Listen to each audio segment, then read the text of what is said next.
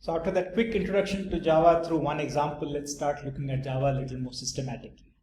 So we begin by looking at the basic data types that Java provides us. So in a truly object-oriented language, everything should be an object. Every piece of data that you handle should be an object which is encapsulated with functions that operate on this. But to do this in real life is very tedious. And remember that Java came into being in a context where people were already programming in languages like C and C++. So it was important for adoption of the language also to make it a little friendly to use. So as a result, Java has at its base some conventional scalar types.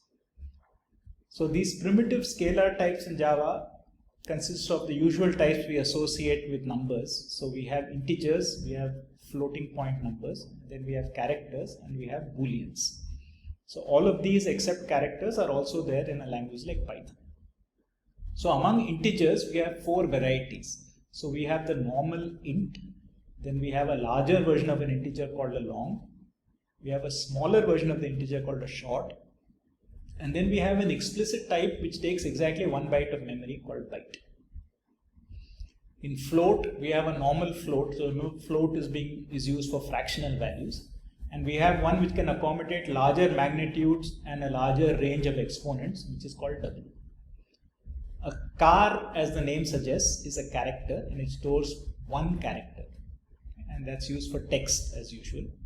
And boolean, as usual, is our boolean data type. It can take values true and false.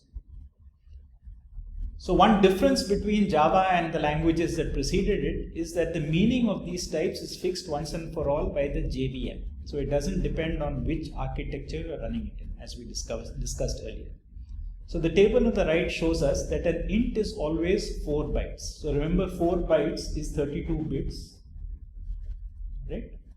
And if you take 1 bit away for the sign, then you have roughly magnitude 2 to the 31, right? Which is roughly speaking, so 2 to the 10 is 1000. So this is roughly 1 with 9 zeros. So, and a long will be now 8 bytes, a short will be 2 bytes, right? So that's something like 65,000 or something like that. And now we have a single byte variable, which is obviously 1 byte. A float will be 4 bytes, a double is 8 bytes. Surprisingly, and we will ask why, a character is 2 bytes. Okay? So normally a character is encoding some value through some numeric table. So the normal char in conventional languages is 1 byte, but here it is 2, and we will see why. And boolean, of course, is just a value which is either true or false, but a minimum unit of storage is a byte, so boolean will be 1 byte. So the reason that Java chose to have 2 bytes as the default for character is that, remember that Java came into being at the time when the internet was already on its way, right? So in the mid 1990s, the internet had started to be used. So there was a need already to display material, say for example web pages, in multiple languages. So traditionally, different scripts and different languages had developed their own encoding for usage on computer screens and printing and so on. But Unicode was an attempt to provide a single encoding for all the scripts and all the symbols in all the languages in the world. Okay, so it took some time, of course, to arrive at the particular encoding that people wanted for their language, but there was space for everybody because Unicode expanded the space for encoding from 1 byte to 2 bytes. Right? So this greatly increased the number of symbols you could represent. So to be conservative, the second byte of Unicode is the same as ASCII, which is what we normally use for English for the Roman alphabet. And then an additional first bit allows us to go to non-Roman letters. So therefore Java uses 2 bytes for a character because by default everything in Java is in Unicode. So this is particularly important, as I said, to write internet-based applications where you might want to render pages written in Korean, Japanese, in Indian languages, Devanagari, Tamil, but also in European languages with peculiar accents and so on. So we will just look at code snippets. These are not real pieces of Java code because we haven't declared all the paraphernalia that goes with Java code, as we remember. So the first thing is that every variable in Java needs to be defined before it is used. So it has to be declared in terms of its type. Right? So the typical declaration consists of the type name, like int, followed by one or more variables which are of that type. So this first line says x and y are going to be used in my program, and they are both going to be of type int. Second line says y is going to be used and will be of type float, and so on. So C will be a character, B1 and B2 should be B2, B1 and B2 will be booleans, and so on. So notice that these are treated as the equivalent of statement. So each definition or each declaration ends with a semicolon, just like an assignment statement and any other actual actionable statement in Java. And you can see that you can declare multiple variables of the same type as part of the same declaration. So you can take B1, B2 and declare them both to be boolean without writing two separate lines, boolean B1, boolean B2. That will also work, but this is sometimes convenient. So then, having done that, the assignment statement is the usual statement. You use the equality symbol to actually mean variable assignment. So the left hand side is a variable, the right hand side is typically an expression which reduces to a value of the right type. Okay? So here we have defined x and y to be integers, and we assign the integer 5 to x and the integer 7 to y. Now, characters are something new. We don't have individual characters as a separate type in Python. In Python, we only have strings. Right? So we have one character strings, but we don't have character as a distinct type. But in Python, in Java, strings are different and characters are different. So we write a character symbol by using a single quote. Right? It's a single quote because double quotes actually would denote strings in Python, in Java, just like in Python. Now inside the single quote, if you're just using a normal character like ABCD 1, 2, 3, 4, you just write it as usual. Right? So this will assign the character x to the variable c, which is defined as a car. This funny notation allows you to assign Unicode symbols which you may not be able to type on your keyboard. So this is Unicode. This is 2 bytes. So these are actually written in terms of, so a byte can be broken up into 4 plus 4 bits, right? And in 4 bits you can write a hexadecimal number, a base 16 number. So 2 bytes is a sequence of 4 base 16 numbers. So this is 0, 3, C. C is the number that stands for 12 in base 16. 10 is A, 11 is B, 12 is C. Right? So this is base 16. This is hexadecimal.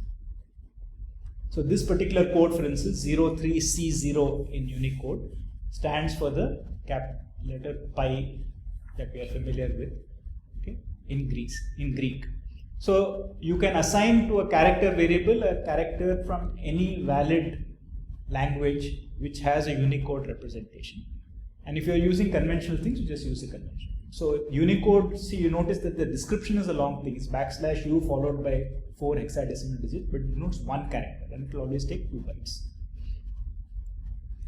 So the Boolean constants in Java are called true and false, but they are written with a small t and a small f, right? So these are different conventions in different languages. So Java uses small letters for true and false.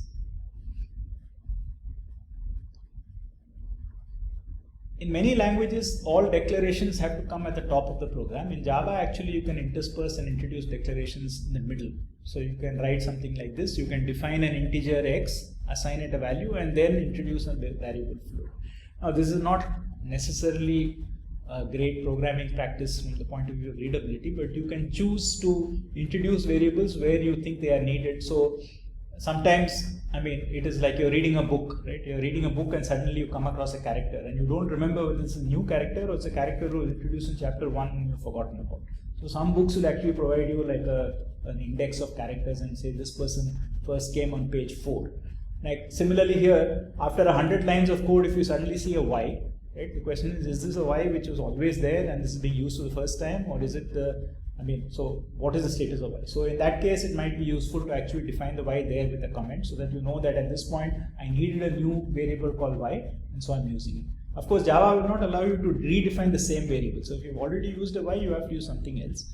But you can postpone the definition or the declaration of a variable until it's going to be used to make it easier to read, but sometimes can be counterproductive because right up front you don't know what variables are available. So it's a question of taste, which you prefer to do. So one useful thing you can do is we can combine something like this into a single statement, right? You want to declare a variable of type integer, and you also want to initialize it to a value right up front. And this is very often the case. For example, when we use a counter or something, we want to declare a counter and say set it to 0, right? So why should we do it in two parts? Right up front, when we declare it, we can assume that it's initialized, right? So that is how this initialization does. So you can combine an assignment statement with a declaration, and this becomes an initialization. So this is actually a small typo, as we will see. Right? So sometimes you want to declare something, initialize it, and say it doesn't change. So for instance, suppose you are going to use some constant like the mathematical value of pi in your program. You would not like later on for pi to be redefined, okay, accidentally or intentionally in the program. So how do we make sure that this pi that is initialized here cannot be redefined later? Okay. How do we declare that this is actually a value which should remain a constant once it is defined? It can only be re-initialized by rewriting the program and recompiling it. But in the course of running the program, it should not be assigned a new value. A small aside, so this is why I said this is a typo, there should be an F. So Java has some conventions about floating points versus doubles. So if you write a number which just has a decimal point in it, by default Java will assume it's a double. Right? So it's at least the current version of Java, the one we are using, Java 11, assumes it's a double. So if you want to insist that it's a 4-byte float, then you have to suffix it with a small f. Okay, otherwise the compiler will complain. So that's what that small f is doing. It's telling Java to treat this number which is ambiguous as a float or a double, not as a default double which is 8 bytes, but as a float which is 4 bytes. Anyway, coming back to our question is how can we stop this from being redefined? Right? How can we stop this float from being redefined? So what we have to do is we have to, as in everything else in Java, for every problem in Java, there is one way to solve it, which is to add one more word, right? So we saw that we could not create a function without creating an object. So we said, okay, let's call it static. So here we want to say, here is a variable that I want to define. I want to assign a value, but I don't want anybody to touch it. So I want to mark it as being something which is not to be modified. And that is given by this thing called final. Right? So you might think that you could have used a word like const or constant or something, but anyway, so this is a choice which the Java designers made and we are stuck with it. So final means that this is in some sense the final value of this variable. So final is a modifier. It's not telling us anything about the type of pi. It's just saying that whatever is being assigned here cannot be further modified. Right? So you combine a declaration, an initialization, and this modifier final, and you get a value which is effectively a constant. And now this is quite useful, right? So pi obviously is a useful constant. You're going to use pi all over the place in mathematical formulas. You don't want to keep writing this long expression. At the same time, you don't want somebody to unintentionally update pi to be 3 somewhere in the middle, and then you get into trouble. Right? So this is undoubtedly something which is useful. So now what happens is that if you declare it to be final, then indeed when Java comes to this line, right, you can try this out, right? You can just embed this in that, if nothing else, that hello world code which was there in the first module, so that works. So you can just embed this definition in that hello world module and try to compile it. And the version, with this version, will if you have this reassignment pi after it was declared final, the compiler will actually give you an error. So this is the key. The key is that you want these errors to be caught before you run your code. Right? When you run your code, if somebody accidentally updates a variable, you have to go back and debug that, and you have to understand what happened. Whereas the compiler is told this variable should never be modified, then whenever the compiler sees an assignment which attempts to modify it, it can catch it and tell you something went wrong. Right? So as far as possible, this is the kind of philosophy of languages like Java. Put a lot of machinery into the language, so in some sense make the program writing part a little more cumbersome in order to make it easier to make sure that the code adheres to what you want to do, right? To make it easier to control. So what can we do with numbers? We can do the usual things. We can add, subtract, multiply, divide, and this as usual is modulus or remainder, which is also there in other languages. But one thing which is not there in Java is a separate integer division. So Python has this double slash, which is integer division. So in Java, actually, if both arguments are integers and you put a slash, it is treated as integer division. If it is not, it's treated as float. So in fact, when you do 22 by 7, you might have thought that you would have got an approximation of pi. But because Java treats this as an integer division, it actually thinks of this as 22 by 7 as a quotient 3.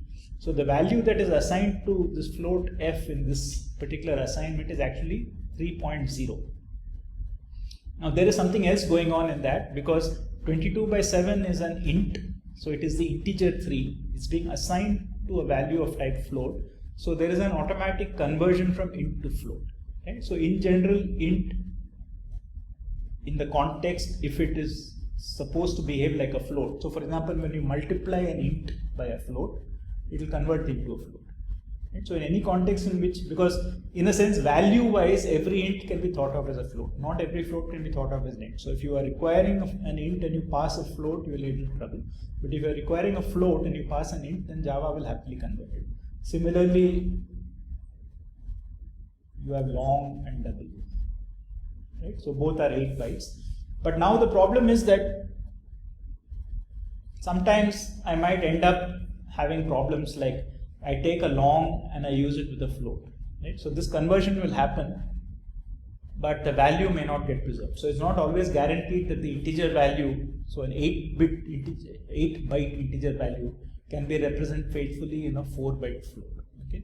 So there will be some loss of accuracy. You have to be a bit careful. But in general, if the numbers are compatible in an arithmetic sense, Java will do an automatic type conversion.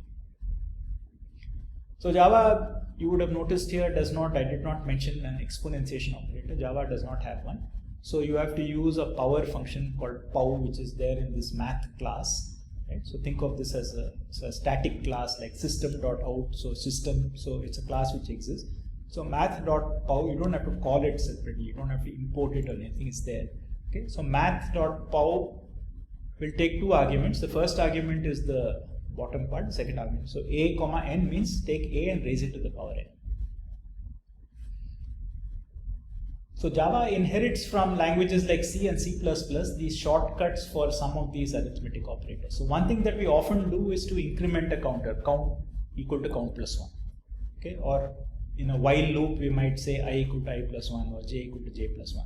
So this happens sufficiently often that the authors of C decided there should be a shorter way of doing that. So they introduced these 2 operators for incrementing and decrementing called plus plus and minus minus. So if I define a as an integer and b as an integer, okay, and I say initialize them, it doesn't matter what I initialize them to.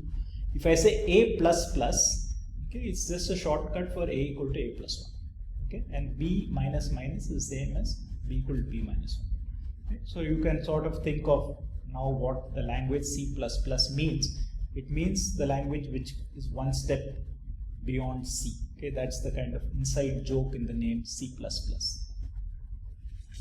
So this is one shortcut that we have. We have this automatic incrementation operator. Okay. Now the other thing that we often do is to take a variable and update it, right? So if you are, for example, scanning an array, then you might say sum is equal to sum plus a of I, right? If you're trying to add up all the elements. So the same sum here and the sum there. So you want to take the current value of sum and do something to it. Apply an operation with a second argument. Okay? So this is now shortcut like this. So if I say a equal to a plus 7, which is like sum equal to sum plus a of I, I can combine this, collapse it and say a plus equal to 7, right? So a plus equal to 7 is just a shortcut for a equal to a plus 7. And the reason I'm doing all this is because very often in Java examples you'll come across these shortcuts and you should not be, I'm not necessarily saying that you should use these shortcuts or this is good style, but this is frequently used by people who write code. So if you look at examples which you will see in the internet or some of the examples that we might see in this course, this kind of thing might come up and you should not get confused by it. Right? So a plus equal to 7 says that plus is the operation that is being applied to a, right? And the second argument is 7. So it is just, so you should unpack this. So you have a op equal to x, right? So this means a equal to a op x, where op is the operation. It could be times, it could be It could be any binary operation that involves a on the left hand side and argument x on the right hand side, right? So this is the shortcut. A op equal to x is the same as a equal to a op x. So for example, b star equal to 12 is b. Now the operation is star, so b equal to b star 12. Right? So this is how you should read it. So for any binary operation of this kind, you can collapse this update. When you're updating one variable by applying this binary operation with another quantity, you can collapse it into a single step. So those were the scalar types. So now let's start looking at built-in objects. So the first built-in object that we use, and which is something quite useful to us, is string. So remember that a string is a sequence of characters normally. So we had a separate character type, char, which was a kind of scalar. It was not an object. Now we have string, which is an object. It's built in, but it's given to us. It's a public class and it's an object. But it's slightly different from other objects you will see, because you can just define a string like any other type by using the name of the type. Right? So you just say string and you will assign it in the usual way by using double quotes. So this is how you create a string. Right? So you don't have to go through a kind of object-oriented exercise of creating an object, right? Like when we did it even in Python, when we wanted to create a point, we had to call it with a bracket to indicate that there's some process of constructing a point. So it's very much like normal strings, the way we would do it anywhere. We assign the name to a value of type string, and a value of type string is a sequence of letters in double quotes. So as in many other languages, including in Python, you can combine two strings together using plus. Combine in this case means concatenate, put one after the other. So if S is hello and T is world, then if you concatenate it and add an extra space in between, then you will get this out, right? Hello followed by space followed by world. So plus for strings is string concatenation, very much like it is in Python. So the paradox in Java is that though a string is a sequence of characters, you cannot extract characters very easily from a string. You cannot index it, like even in Python, right? You can take a string and think of it as a sequence of letters, and you can take out the letter at I and so on. It will be a one element string, but nevertheless you can index out parts of a string. Right? In Python this is not, in Java this is not allowed. You cannot take S and say that position 3 is a P, right? You cannot say that S4, and you cannot change it, you cannot extract it. Both of these are not allowed. Right? So if you want to actually update, then you have to do something like, even in Python this is true, that strings are immutable. You cannot take a position in Python in a string and update it. You can do it in a list. You can say L square bracket I equal to something and new value will get put there. But you cannot take S square bracket I equal to something and something new will go there, right? That's immutable. So similarly in Python, in Java, if you want to actually update a string, you have to reconstruct it. So if you want to convert hello to help, then you take some part of this thing and then you add the rest. Okay. So you use the substring operation to take out the parts that you want, and you use the plus operation to add the parts that you want to add. So what has this done? This has taken an S, pulled out a substring and done something to it, and reassigned it back in S. Right? So this has really created a new string object. So in Python speak, strings in Java are immutable. Right? So what we will get after this is we will get a new object. So S will now point to a new string in memory. It's not the old string. Okay? So this will of course mean that whatever was there in the old string is no longer reachable from our program. So this is what constitutes unreachable storage, what we call garbage. But remember that Java has a garbage collector. Right? So it does automatic garbage collection. So this kind of accidental wastage of memory is not a problem, because it's designed to be restored automatically by the garbage collector. The other thing that we are used to is some kind of a sequence. So in Python we start with lists. In almost every other language we start with arrays. So the difference between a list and an array is usually a fixed length sequence of a fixed type. So all the elements in an array must be of the same type. Right? A list in Python in general is flexible. You can grow it, you can shrink it, and you can put different things. So the first element of a list could be a float, the second could be a tuple, the third could be a dictionary, and so on. Right? So here an array is, like in many other languages, or by definition what an array is. It's a block of code, a block of memory containing objects of the same type. So in Java, these are objects. So you would first define it and then you would instantiate it. Okay, so you would define the type of A and then you would instantiate it. So this is one way of saying that the name A points to an integer array. So int with, so this is an open bracket, square bracket. It may not be closed, very clear, but int with a pair of empty bracket. Right? So A is not an int, but it's an array of int. And then when you actually want to allocate an array to A, you use this thing. So this new we will see is a general way in Java of creating objects, but in particular we create a new array of integers of size 100 and assign A to point to that. So at this point, right, so no memory is used. And at this point, A is pointing to a block of memory. At the point when it is created, the block size is fixed as 100. Okay. So Java allows this and this as two alternative ways. Either you can attach the square bracket to the name of the variable, or you can attach it int. Right? So it depends on which style you prefer and which is more easy to read for you. Right? So if you think that the type is more important, then it's important to distinguish int B from int array A. Then this is better, okay, as opposed to saying int B and int A like this, where the modifier that it is an array is hidden inside the thing, so it looks like you have two ints declared. Right? It's a question of taste, which of these two you prefer. But Java allows both. And of course you can combine the two, so this is badly formatted, but you can start by saying that int A and then like an initialization, initialize it to a new array of size 100. So notice that there is a little bit of redundancy, we will come back to that. So you have defined it to be an int here and you again say it's an int here. Right? So I say that it is an array of some type and I want a new array of that type of this size. So you say that type twice, and later on when we look at objects and all that, we will see why this is the case. So for an array, we can extract its length. Now this is very useful because if we write a function which sorts an array, for instance, typically we need to know how many elements there are in it. And if you do not have access to the length of the array, we have to keep passing the size. Right? We have to say sort this array and it has 100 elements. Sort this array, it has 200 elements. So it's very convenient to be able to take an array and in fact find out its size by looking at it.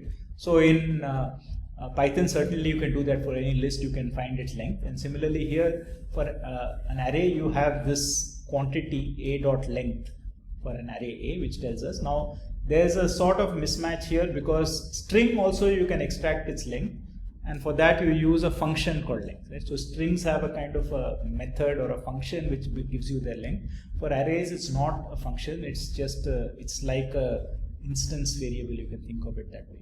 But whichever it is, you can find out the length of an array. Okay, and in Java, like in most languages, right, you don't have a choice about how to index an array. So if you have so many elements in your array, n elements in your array, the indices go from 0 to n minus 1. So in particular, they go from 0 to a dot length minus 1. This is exactly the same in a Python list also.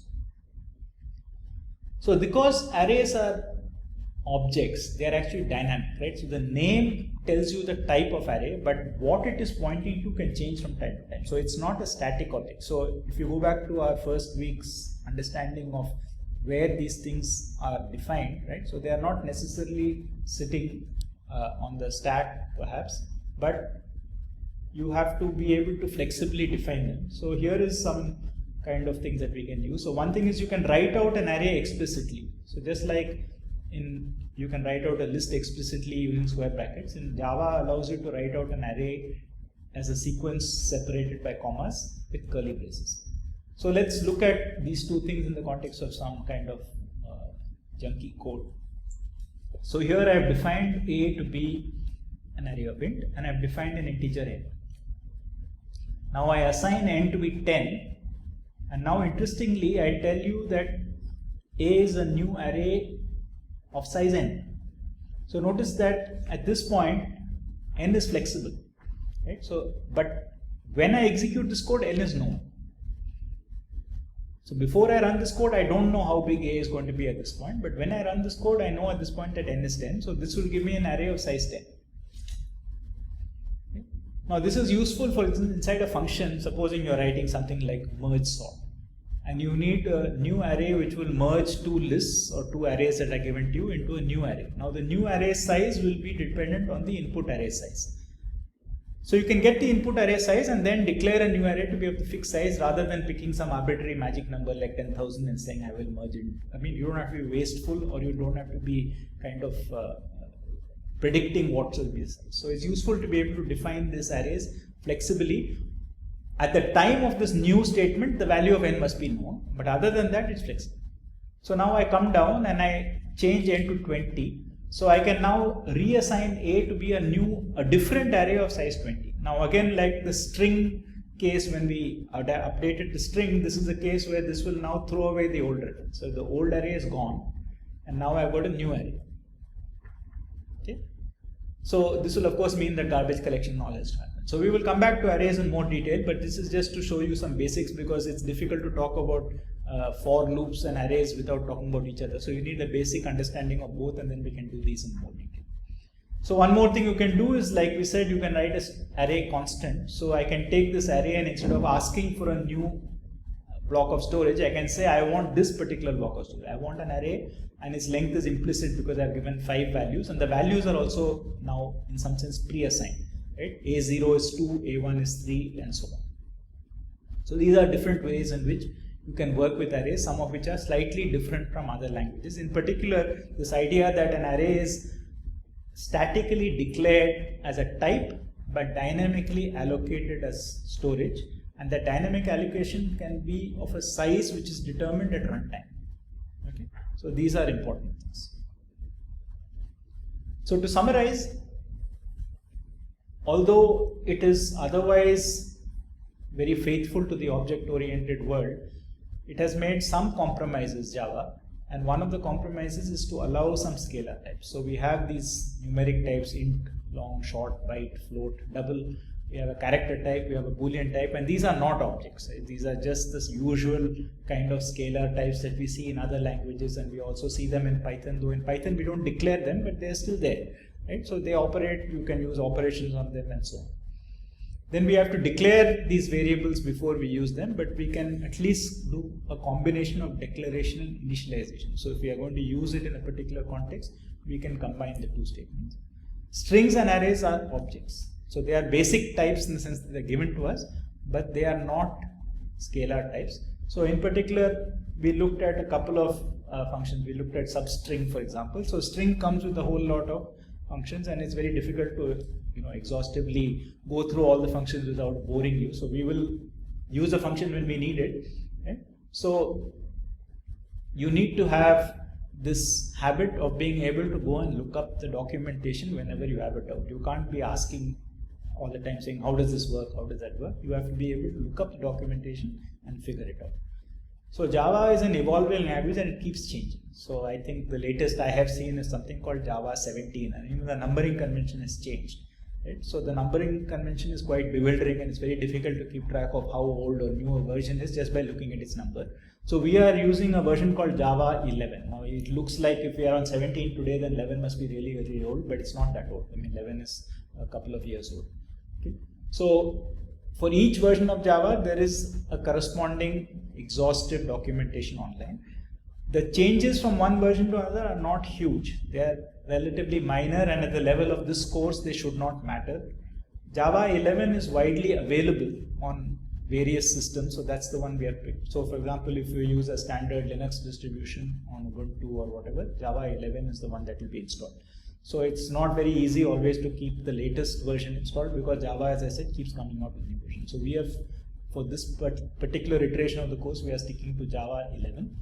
And here is the link, right? So basically you search for it on the net, you'll find it. But Java was originally a language developed by a company called Sun Microsystems, which was a very prominent manufacturer of graphics workstations and so on.